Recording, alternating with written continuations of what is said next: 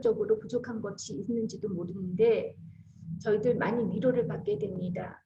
하나님의 손에 다뤄질 때 그 부족한 인품과 여러 가지 모자람이 있다 할지라도 하나님 언약의 백성이 될 수 있는 것을 깨닫게 해주십니다.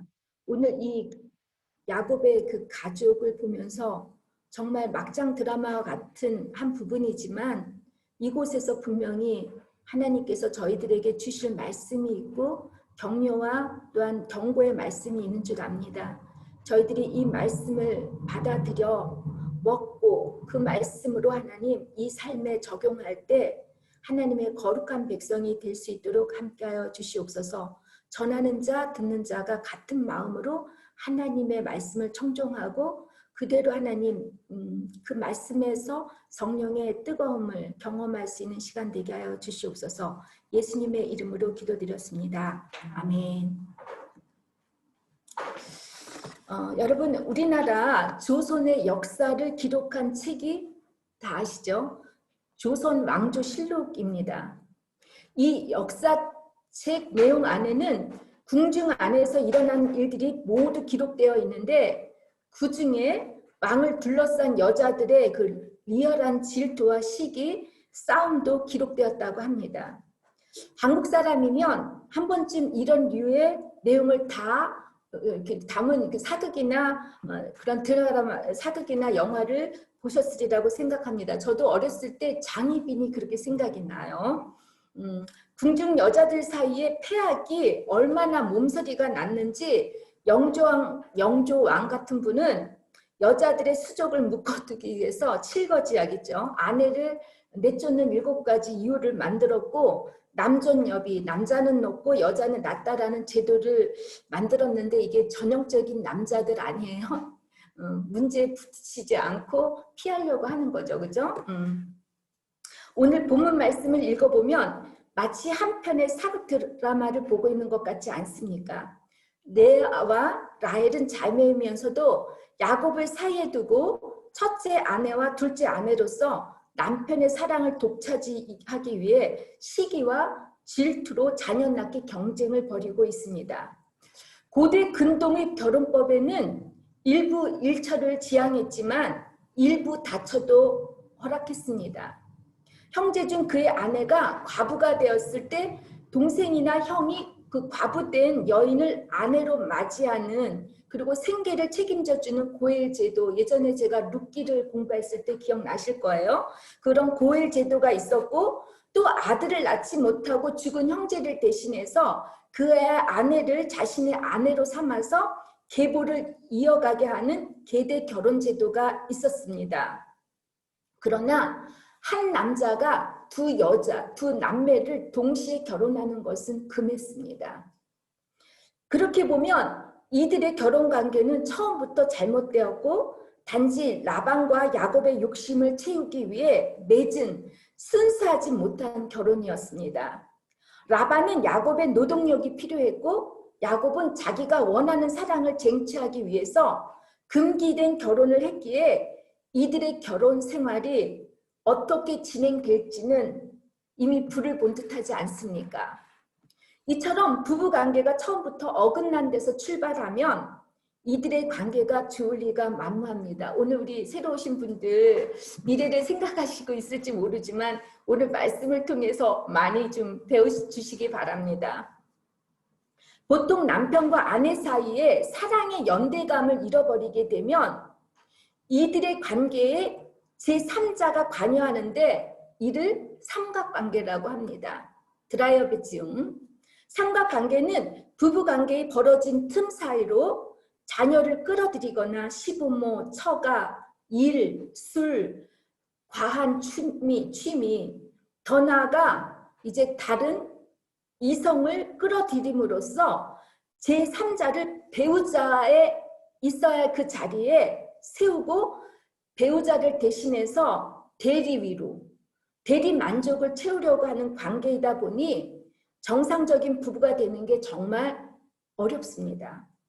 삼각관계의 부부들은 분노의 장애들이 심해요. 그리고 우울증까지 겪는 분들이 많이 있습니다. 제가 상담을 하다 보면 여성들 중 자식들에게 특별히 이렇게 몰입하시는 분들이 있어요. 정말 요리도 잘하고 집도 깨끗이 치우고 정말 그러시는 분들이 있는데 이상하게 저한테 찾아오면 이 아이들 관계에 대해서 상담을 할 때 이 아이들을 놓지 못하는 그런 분들이 있습니다. 이렇게 삼각관계로 발전하게 되는 그 이유는 인간의 불안 때문입니다. 이 불안이 점점 커지고 심각해져서 자기 스스로가 컨트롤하지 못할 때 이때 삼각관계를 맺음으로써 안정을 찾으려고 하고 그런 그 욕구는 자기를 보호하고 자기를 방어하려고 하는 무의식적으로부터 출발하는 것입니다. 본문 말씀도 전형적 삼각관계의 부부입니다. 29장을 보면 31절에서 35절 내용은 야곱으로부터 사랑을 받지 못하는 레아가 4명의 아들을 낳는 이야기이고 30장 1절에서 24절은 야곱의 마지막 아들인 베냐민을 제외한 나머지 7명의 아들들이 레아와 라헬의 그 질투와 시기, 아이 낳기 경쟁을 통해 태어났다는 이야기입니다. 이처럼 이들의 결혼이 처음부터 잘못 출발하다 보니 정상적인 부부관계로 발전하지 못하고 부부관계의 빈틈이 벌어지면서 이 벌어진 사이에 자녀들을 낳는 것으로 몰입을 하면서 삼각관계의 갈등들이 심화되고 있습니다. 저는 이제 일주일 동안 이 본문 말씀을 보고 설교를 준비하면서 도대체 이 정상적이지도 못한 결혼과 부부의 갈등에서 하나님은 무엇을 말씀하시고자 하는가 하는 그 하나님의 뜻이 무엇일까 정말 묵상을 했습니다. 여러 고민을 하던 중에 부부 관계에 이루는 이 3명 있잖아요. 본문에 나오는 이 3명의 개체들 야곱, 레아, 라헬을 통해서 하나님께 그들에게 무엇을 말씀하시려고 하는 걸까라는 이제 물음으로 축약을 해봤어요.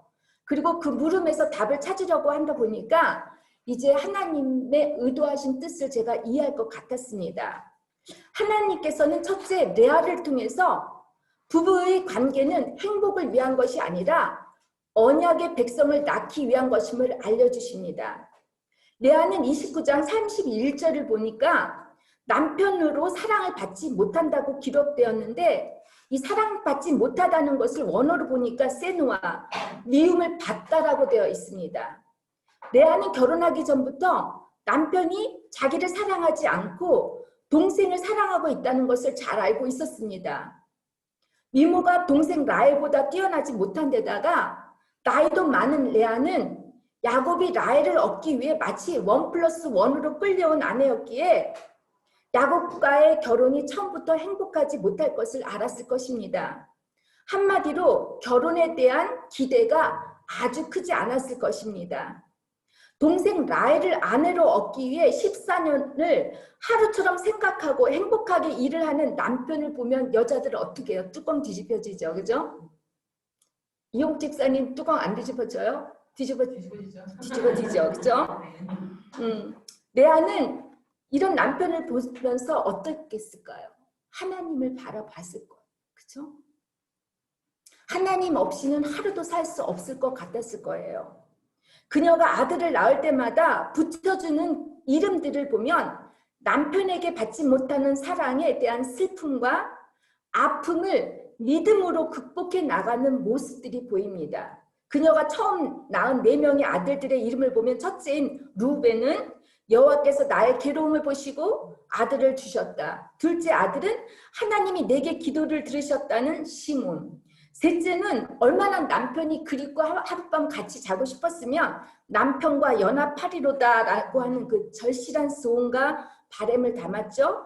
레위라고 해요. 그리고 자신을 위로해 줄 분은 오직 하나님이심을 깨닫고 이제는 남편도 포기했어요. 그리고 여호와를 찬송하리로다 하는 넷째 아들 유다 이름을 지어준 것을 보면 아들들의 이름에서 그녀의 기도와 믿음을 엿볼 수가 있습니다.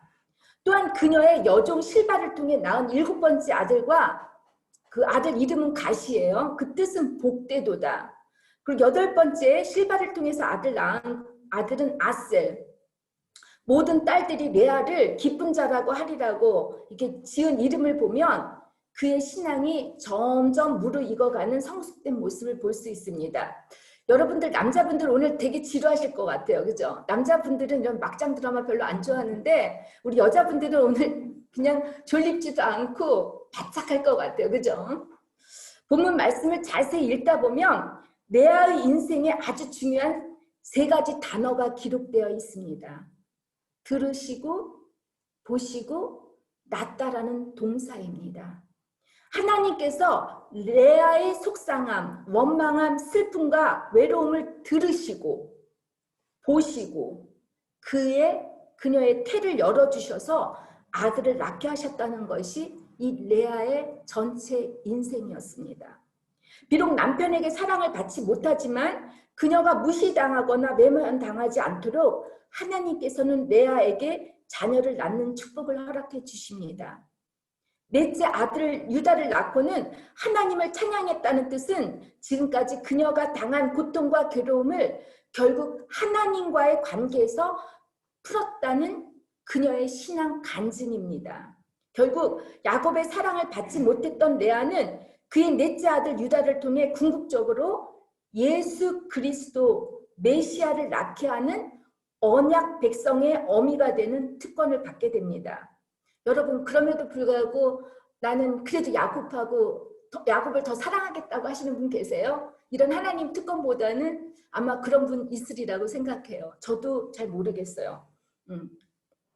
레아는 남편으로부터 받지 못하는 고통과 아픔을 그 어떤 것으로부터 보상이나 위로와 안정을 받으려 하지 않았습니다. 그는 하나님만을 바라보고 기도했을 때 베푸시는 하나님의 은혜를 경험했고 마침내 열국의 어미로서 믿음의 조상인 열조들의 그 무덤에 안장될 수 있는 축복, 복의 조상이 되었습니다. 여러분들 중 부부 관계나 인간 관계에 어려움을 겪고 계시는 분들은 그 어떤 것으로도 보상이나 안정을 찾으려 하지 마시길 바랍니다. 오직 제3자이신 하나님을 여러분의 삶에 관여케 하면 자식이나 돈이나 물질이나 다른 그 어떤 것이 아닌 하나님을 여러분의 삶의 3자로 관여케 한다면 여러분은 끝내 예수의 후손들을 낳는 인생의 주인공으로서 하나님의 언약의 백성이 될 수 있다는 것입니다. 하나님의 언약의 백성이 되고 싶겠죠. 그죠? 둘째는 하나님께서는 부부나 가정의 어려움을 하나님의 방법이 아닌 인간적인 방법을 통해 해결하지 말라고 가르쳐 주십니다. 이건 경고 말씀입니다. 라헬은 자신만만했을 것입니다. 언니보다 훨씬 예쁘고 자신을 사랑해서 14년 동안 머슴처럼 일해줄 남자가 옆에서 있는데 또 이렇게 사랑해준 남편이 있는데 인생에 뭐가 부족함이 있겠습니까? 그러나 그녀는 30장 1절을 보니까 아이를 낳지 못해 언니를 시기했다고 합니다. 시기라는 말은 히브리어로 제가 그 원어를 보니까 열성적이다, 불타라는 뜻으로 얼굴에 핏발이 서릴 정도로 흥분해서 질투를 했다는 것입니다. 이 시기와 질투가 얼마나 무서우냐면 아가서 8장 6절에 보니까 투기는 음부같이 잔혹하며 불같이 일어나니 그 기세가 여호와의 불과 같으니라. 그리고 갈라디아서를 보니까 이런 투기는 하나님 나라의 유업을 받지 못한다고 하셨습니다. 시기와 질투가 비슷한 말이지만 그리스 철학자 아리스토텔레스는 이 두 단어를 다르게 구분지었습니다. 시기는 상대방이 잘 되거나 혹은 내가 가지지 못한 것을 가지고 있을 때 좌절감에서 나오는 미움이고 질투, 젤로스죠. 내가 가진 것을 빼앗길 것 같은 그 불안감, 즉 상대방이 가진 것을 내가 갖지 못하는 것에 대한 슬픔이고 속상함이라고 했습니다.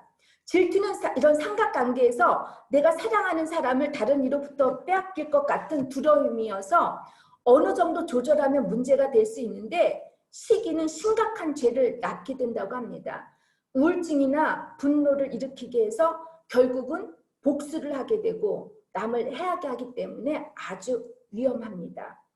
이 시기심의 감정이 심해지면 마침내 다른 사람뿐만 아니라 스스로 자신의 그 마음도 속이고 상대방의 약점을 부각시키고 과장과 거짓을 섞어서 상대방을 중상하고 소문을 냅니다. 여자분들 이런 일 많죠, 그죠? 여자분들. 우리 교회는 예외예요, 그죠? 시기심이 많은 사람들의 또 다른 특징은 금세 서로를 알아본대요. 여자들은. 남자분들은 글쎄요. 그래가지고 힘을 합쳐서 다른 사람들을 공격하려고 하는데 그 이유는 자신의 죄책감을 다른 사람들과 나누면서 스스로 죄책감으로부터 벗어나려고 하기 때문입니다. 시기와 질투를 하는 그 근본적 이유는 낮은 자존감과 열등감 그리고 자기 비하와 자격지심이 많아서라고 합니다.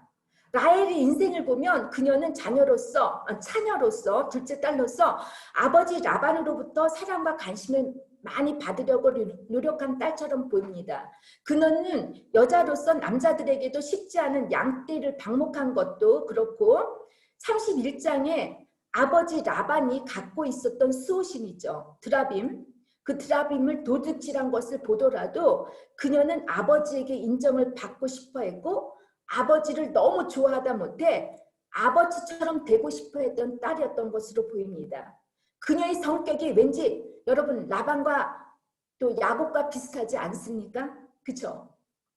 야곱도 아버지에게 그렇게 사랑을 받지 못했던 아들이었습니다. 라헬은 아버지에게 사랑과 인정을 받기 위해 그렇게 열심이었지만 아버지는 언니 레아를 더 사랑했고 자기와 야곱이 그렇게 사랑하고 좋아했던 그 관계, 자신을 속이고 야곱을 속여서 사랑하는 야곱에게 언니를 시집 보냈으니 아버지로부터 얼마나 배신감을 느꼈겠습니까? 아주 믿고 원망스러웠을 것입니다. 이게 아버지가 아니었으면 살인사건이 날 수도 있겠죠. 그죠? 간신히 야곱의 진념과 사랑으로 결혼은 했지만 불공평하게도 언니 레아는 아이들을 많이 낳는데 자신은 정작 한 명의 아이도 낳지 못한다고 생각하니 원통하기 짝이 없었을 것입니다. 아이를 낳는다는 것, 즉 다사는 고대 근동에서는 여인의 행복이었고 남편에겐 최대의 선물로서 하나님의 축복으로 믿었습니다. 불임은 가족의 수치였고 하나님께서 내리신 징계나 저주로 생각을 했었습니다. 이런 다산의 문화에서 그녀는 눈에 보이는 게 없었을 것입니다. 어떻게 해서든지 아들을 낳아야만 했습니다. 아이를 낳지 못하면 아버지한테 거절받은 것처럼 야곱으로부터도 배신을 받을까 그녀는 불안했고 이 불안이 마침내 분노로 이어졌습니다. 라헬은 야곱에게까지 이르러 야곱이 아이를 낳게 하지 않으면 죽겠다고 이제 협박까지 합니다. 그죠? 30장 1절을 보니까 그녀는 그러나 한 가지 모르는 것이 있었습니다. 아이를 낳을 수 있는 것은 여자의 태를 여시는 분, 즉 야곱이 아니라 여호와 하나님인 줄을 알지 못했습니다. 하나님을 믿지 못했습니다. 도저히 아이를 갖지 못하자 라헬은 이제 두 가지 인간적인 방법을 묘안합니다. 그 인간적인 방법이 첫째 대리모죠. 대리모를 이용해서 아이를 갖고자 합니다. 우리나라의 시바지라는 말 맞죠? 그죠? 라헬은 그녀의 종 비라를 한마디로 그 시바지로 이용해서 야곱의 다섯째 아들인 단을 낳게 하고서는 자신의 억울함이 이제 풀렸다고 합니다. 또 비라를 통해서 계속해서 여섯째 아들을 낳게 하고는 납달리라는 이름을 지어주며 언니와 크게 경쟁해서 이겼다라고 승리가를 부릅니다. 라헬의 모습 속에서 우리는 야곱이 에서를 속이고 장자권을 얻으려고 애쓰는 그 모습이 보이지 않습니까? 또 불임이라고 하는 가족의 그 되물림, 아브람도 그랬고 이삭도 그랬던 것처럼 이 되물림을 인간적으로 풀어보려고 했습니다. 사라와 아브람, 이삭과 리브가는 기도로 이걸 풀었잖아요. 근데 이 여자는 이것을 인간적인 방법으로 풀어보려고 했습니다. 이뿐 아니라 이들에게 계속 이어지는 그 가족의 대물림에는 시기와 질투, 자식에 대한 차별이 똑같이 일어나고 있지 않습니까? 그죠? 그죠? 그녀의 시기와 질투는 여기서 끝이 나지 않습니다. 언니 레아도 뒤질세라 언니의 여종을 통해서 이제 아들을 둘 낳게 하는데, 그런데 얼마나 괴롭겠어요. 언니도 또 이렇게 아이를 낳으니. 라헬은 대리모로 이제 만족이 안 되니까 두 가지 인간적인 방법, 두 번째 인간적인 방법을 사용하는데 합판체입니다. 합판체는 맨드레이크라는 열매인데 사랑의 과실이라고 불린다고 합니다. 그러니까 약간 방울토마토 같이 보인다고 해요. 그의 뿌리가 마치 남자와 여자가 부둥켜 안고 있는 모습을 했다고 해서 합판체라고 불리는지는 모르겠는데, 어떻든 이 식물은 성적 욕구를 자극시키고 여성의 생산 능력을 높여주는 체형제나 강상제, 요즘 말로 하면 비아그라죠. 비아그라로 사용했다고 합니다.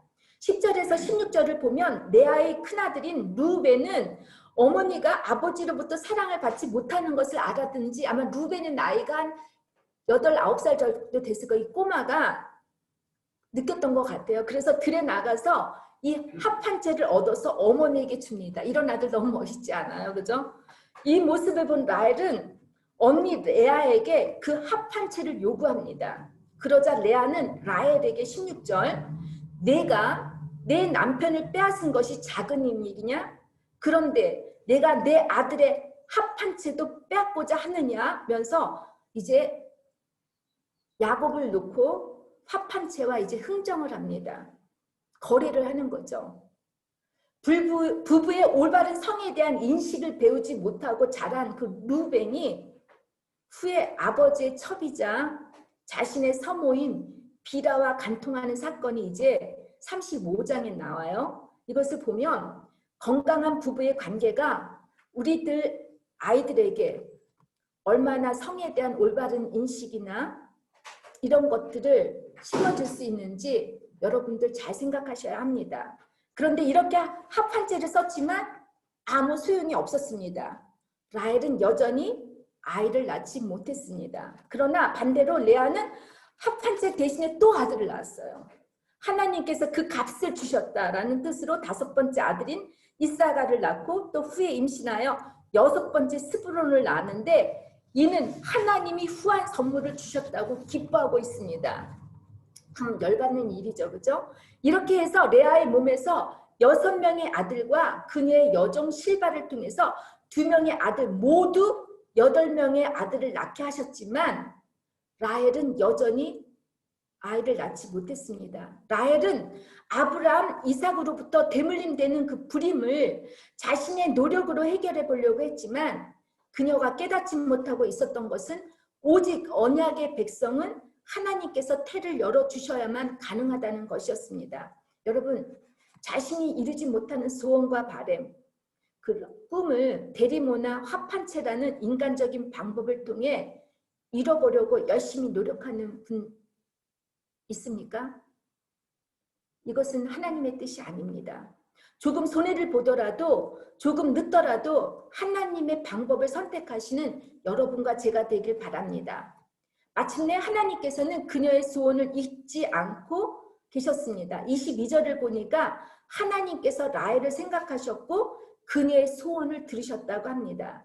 그녀가 불임 문제를 전적으로 하나님께 의지하고 맡기고 기도했을 때 하나님께서는 그녀에게 아들을 허락했는데 그 아들이 바로 요셉이었습니다. 요셉이라는 말은 더하다. 나에게 아들을 더해달라고 하는 그 라헬의 전형적인 모습입니다. 세 번째, 야곱을 통해서 하나님께서 원하는 결혼은 행복을 위함이 아니라 결혼은 언약의 백성, 하나님의 자녀로서 받아야 할 훈련임을 알게 해주십니다. 그러니까 하나님의 백성들은 훈련을 받아야 한다는 것입니다. 오직 사랑의 목숨을 걸었던 야곱입니다. 오직 사랑하는 한 여자 라헬을 얻기 위해서 그는 처음부터 결혼관계를 잘못 시작했습니다. 더군다나 거의 20년 동안 머슴 생활을 하면서 장인 라반의 집을 떠나지 못하고 일만 하고 삽니다. 참 불행하죠. 이렇게 오직 사랑을 위해서 행복한 결혼을 위해서 열심히 일만 하고 살아온 그의 눈에는 어떤 일이 벌쳐집니까? 집에만 들어가면 여자들이 싸우고 난리를 펴요. 여자들의 경쟁터였고 싸움터였습니다. 부인 2명에 몸종까지 2를 얻어서 4명의 여자와 사는 것을 부러워하는 남자들이 있을지 몰라요. 근데 저희 교회는 그런 남자분들이 하나도 없을 거라고 믿습니다. 아닙니까? 엄청나게 부자가 아니고서는 일부 4처, 그러니까 이슬람권에서는 일부 4처까지 허용을 하는데 제가 이렇게 봤어요. 이슬람 문화에서 일부 4처 어떤가 했더니 물론 부자가 아니고서는 쉽지는 않지만 이게 보통 일이 아니래요. 그래서 요즘 젊은 사람들은 이 이슬람권에서도 일부 1처를 원하는데 속으로는 일부 2처를 원한다는 거예요.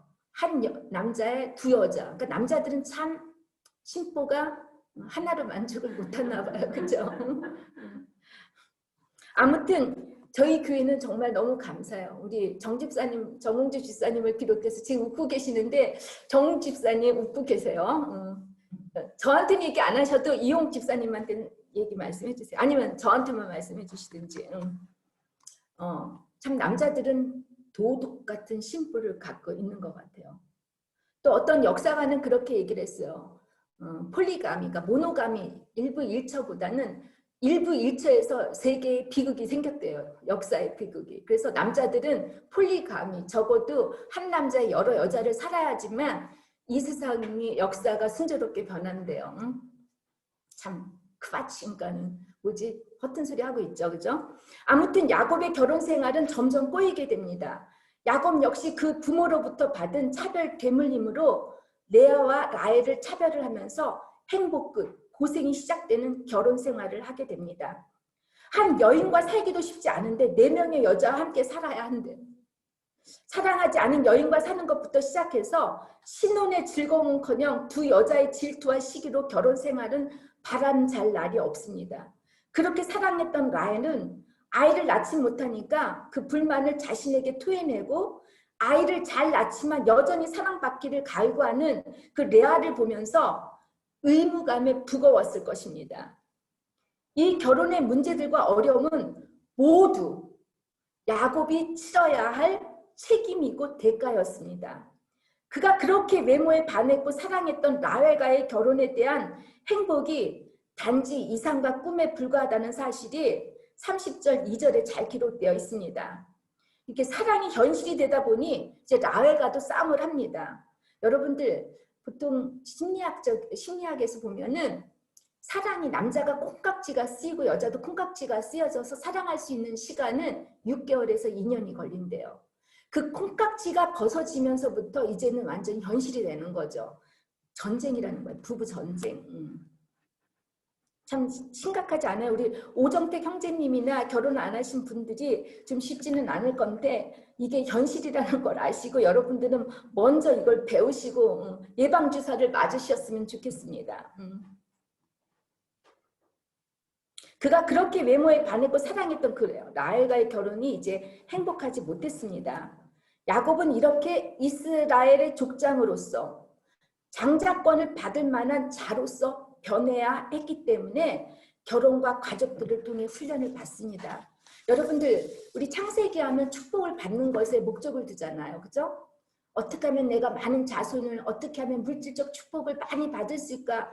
축복의 자손이 될 수 있을까? 이 복에 우리 꽂혀 있는데 하나님이 말씀하시는 창세기서는 축복을 받는 것이 아니라 축복을 받을 자로서 사람으로 변해가는 것이 창세기의 목적입니다. 하루아침에 야곱에서 이스라엘로 변하는 그 순간이 이 변하는 과정이 쉽지 않습니다. 하나님다운 사람으로 변화하기 위해서 그가 맨 먼저 받아야 할 훈련 장소는 여러분 어디일 거예요? 바로 사랑하는 남편, 사랑하는 아내가 있고 사랑하는 자녀가 있는 가족에서부터입니다. 안에서 새는 바가지 바깥에서도 샌다라는 우리나라 속담이 있습니다. 부부 관계를 통해 훈련받지 않은 사람들은 주위 사람들과도 또 교회 공동체 안에서도 마음을 두지 못하고 어려움을 겪게 되는 분들이 많습니다. 결혼은 행복을 위한 것이 아니라 가정의 거룩함을 위함이라고 했습니다. 요즘 우리가 퀴티를 하고 있는 레위기서를 보면은 예배의 제사들에 대해서 아주 자세히 말씀해 주시고 있는데, 이렇게 복잡한 규례를 왜 하나님이 왜 우리에게 지키게 하셨는지 참 이해하기가 쉽지 않습니다. 레위기서의 주제는 하나님이 거룩하시니 우리도 거룩해야 하는데, 그 거룩함은 여러분 수도사나 수녀처럼 홀로 수행을 통해서 이루어지지 않습니다. 그들이 새벽부터 하루에 4번, 5번 기도하고 예배를 드리는 것보다 여러분 아침부터 아이들이 잠을 자지 않고 깽깽거리고 아프고 그래봐요. 그 아이들 새벽에 일어나야 돼요. 또 제가 수녀님들하고 살아봤는데 시간이 끝나고 나면 그분들은 다 자기 방에 들어가서 하고 싶은 거 다 해요. 근데 우리 그렇게 돼요. 남편과 아내가 싸우고 나서 또 남편에게 잔소리 여러 가지 하고 났는데, 남편은 그 불독 같은 아내, 늘 입만 보이잖아요. 잔소리만 하는 그 아내를 함께 한 방을 쓰면서 자는 게 수도원에 있는 것보다 더 괴로울 때가 있을 것입니다. 정집사님은 지금 되게 계속 웃고 계시네요. 우리 정집사님은 지금 그런 거라도 좋죠. 그죠? 지금 너무 떨어져 있으니까. 세상에서 가장 먼 길은 이 머리에서부터 가슴까지의 길이라고 합니다. 머리로는 다 되는데 마음으로 되지 않는 것이 부부 가정생활입니다. 다툼과 갈등을 가장 많이 겪게 되는 곳이기도 하지만 또 가장 사랑하고 가까운 사람들이 내 남편, 내 아내, 내 자녀들과 함께 떨어지지 않고 살아야 하는 곳이 바로 이 훈련 장소인 가정입니다. 재물의 각을 뜨고 내장을 따로따로 구분하고 혹은 고운 가루로 재물을 제단에 온전히 불살라야 하는 것이 이게 제사의 절차입니다. 거룩한 제사입니다. 남편과 아내를 통해 사랑하는 자식들을 통해 나의 못난 인격과 성품들이 잘라내야 되고, 또 고운 가루가 되기까지는 우리는 이 가족으로부터 훈련을 받아야 합니다. 여러분과 저는 이 훈련을 통해 주님과 함께 십자가의 나의 옛 성품, 나의 옛 자아를 못 받고 죽어서 거룩한 하나님의 자녀가 다 되시기를 축원합니다. 믿습니까? 제가 어떤 분을 만났는데 그분이 이런 말을 하시더라고요. 아주 남편이 너무 꼴보기 싫대요. 정말 자고 코 고는 거를 보면 벽에를 딱 올려놓고 숨을 못 쉬게 하고 싶을 정도로 밉대요. 얼마나 그러시면 우리 권 집사님은 계속 웃고 계시는데 그런데 여러분이 죽어 있으면 죽은 사람이 뭐를 보겠습니까? 남편의 코 고는 소리 들립니까? 또 남편은 아내의 잔소리가 들립니까? 여러분은 예수님과 함께 죽었습니다. 죽은 사람은 말이 없습니다. 그저 죽어 있어야 합니다. 저부터도 쉽지 않습니다. 고백합니다. 아직도 나의 사랑하는 사람들 때문에 여러분들이 힘들어하시면 하나님께서 나를 거룩한 하나님의 자녀가 되기 위해서 훈련시키는 중이라고 믿고, 먼저 주님께 예배의 순종, 기도의 순종, 말씀의 순종의 삶을 살아가시기를 주님의 이름으로 부탁드립니다. 하시겠습니까? 아멘입니까? 감사합니다. 이 훈련의 순종이 끝나고 나면 우리는 주님이 주시는 면류관, 거룩한 언약의 백성으로서 기쁨과 감사함의 면류관을 쓰면서 이 세상을 아름답게 만들어가고 예수 그리스도의 씨를 낳을 수 있는 거룩한 언약의 백성, 하나님의 자녀가 될 것이라고 믿습니다. 여러분과 저는 하나님의 거룩한 백성입니다. 마지막으로 이런 막장 드라마와 같은 분열과 갈등의 야곱의 가족사에서 하나님께서 우리에게 전해주고 싶은 메시지는, 하나님은 인간의 실수와 부족함에도 불구하고 그리스도라는 목적을 향해 한 번도 중단하시거나 포기하지 않으시는 분이라는 것입니다. 아무리 찌그러지고 못난 우리들이라 할지라도 하나님의 놀라운 손길이 함께 하시면 야곱의 12아들들이 이스라엘의 초석을 만드시듯이 하나님 나라의 멋진 초석이 되게 하시는 것입니다. 여러분, 우리 교회는 젊은 부부들이 많습니다. 소위 말해 교육 수준이 높은 아카데믹한 분들이 많으십니다. 특히 여러분들 중에는 꿈을 갖고 유럽으로 유학을 오셔서 공부를 마치신 분들도 있습니다. 서로 사랑해서 결혼을 했고 아이들을 낳았지만 점점 외국 생활이 정착되면서 자신도 모르게 결혼 생활의 행복과 기쁨을 느끼지 못하시며 불안해하시는 분들이 많습니다. 특히 남편의 직업에 따라 삶의 터전이 결정되다 보니 내 의지와는 달리 남편에 따라 내 운명이 바뀌고 손해를 보는 것 같아서 여러분들 또 하나는 점점 수동적으로 변해가는 자신의 모습에서 속상해하고 우울해하시는 분들이 많습니다.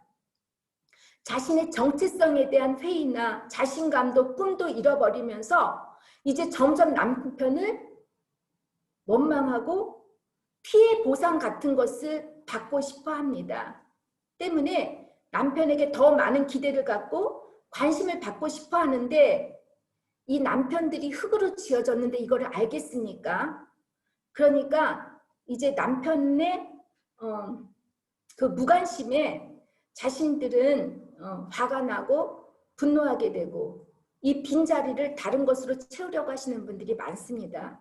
여러분 이 빈자리를 남편과의 그 틈이 없는 게 좋지만 있다고 한다면 여러분 하나님을 그 안에 모시고 여러분들의 사명을 생각하시기 바랍니다.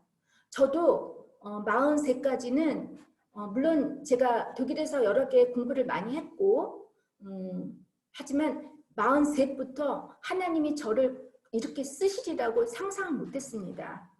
그러니까 여러분들 지금부터 나의 사명이 무엇인지 하나님이 왜 나를 이 땅에 보내주셨는지 왜 프랑스, 스위스, 독일에서 살게 하셨는지를 그거를 물어보면은 하나님이 답을 주십니다. 하나님은 분명 우리의 기도를 들으시고 우리의 형편을 보시고 우리를 예수의 씨를 낳게 하는 어미, 아버지 또 삼아 주심을 여러분 잊지 마시고 여러분들의 지금의 삶이 우울함이 슬픔이 찬양으로 고백하는 그리고 그 찬양의 고백이 여러분의 삶의 간증이 되시기를 주님의 이름으로 축원합니다. 정윤 자매님, 독일어로 제가 주장님 파sen해야 되나요? 해주시면 좋죠. 제가 이게 해볼게요. 그 현섭이야. 네. Ich möchte gerne für die oder den deutschsprachigen, ja, für Sie den Inhalt meines Predigtextes ganz kurz zusammenfassen. Geht es das? Ich bin mir sicher, meine Frau hätte das auch später noch gemacht. Ich mache ganz kurz, ja. Ja, Dankeschön. Durch diese komplizierte Geschichte der Jakobsfamilie, was will Gott uns sagen? Und was bedeutete diese Geschichte für uns allen? Zu dieser Frage zu antworten versuchte ich, erst die drei Personen irgendwie zu verbinden und herausholen von der Geschichte. Erstens erzählt uns die Lehrer, dass die Heirat einer Ehe oder einer Partnerschaft nicht nur es um Glück geht, sondern mehr um Geburt des Bundesvolkes, also Gottes Kinder in die Welt zu streuen. Und zweitens lehrt Gott uns durch Rahel, dass die Schwierigkeiten oder Komplikationen oder Probleme in einer Ehe nicht mit menschlichen Mitteln, zum Beispiel Leihmutter oder Liebe zu lösen, sondern das ist ja nicht Gottes Weg. Wir können vertrauen ohne Wenn und Aber, solange dass Gott uns erhört. Haben Sie verstanden? Ja. Drittens lehrt Gott uns durch Jakob. Jakob ist das nicht so einfacher Mensch. Der ist sehr zielstrebiger, erfolgorientierter Mensch war. Seine alten, diese unveränderten Ego sollte oder möchte Gott ändern. Dafür braucht er solche schwierige Situationen Also Gott hat ihn hineinzuwerfen und er wollte ihn prüfen und da nachher er will, Gott braucht, dass ihn ein Mensch, der Gottes Kind, ein geheiligter Mensch zu werden. Das ist ein Gottes Ziel, ist das. Wenn Sie gerade ein Problem in Ihrem Leben haben, versuchen Sie das. Wenn und aber nur sich auf Gott verlassen. Er löst das Ihre Schwierigkeit, Ihre Probleme. Da möchte ich Sie segnen und ein Segen sprechen. Danke, das war's. 감사합니다. 야, 천만에요. 예. Wir wollten jetzt, 제가 지금 또 독일어를 했죠. 우리 다 같이 준비하신 찬송가, 준비하신 헌금을 찬송가 157장 찬양집 이걸 부르시면서 헌금을 하시겠습니다. 까지 우리를 버리지 아니하시고 함께 하시는 성자 예수 그리스도의 은혜와 무한하신 하나님의 사랑하심과 우리를 진리 가운데로 인도하시는 성령의 감화와 감동하심과 교통하심이 이제로부터 영원히 함께 하시기를 간절히 축원하옵나이다. 아멘.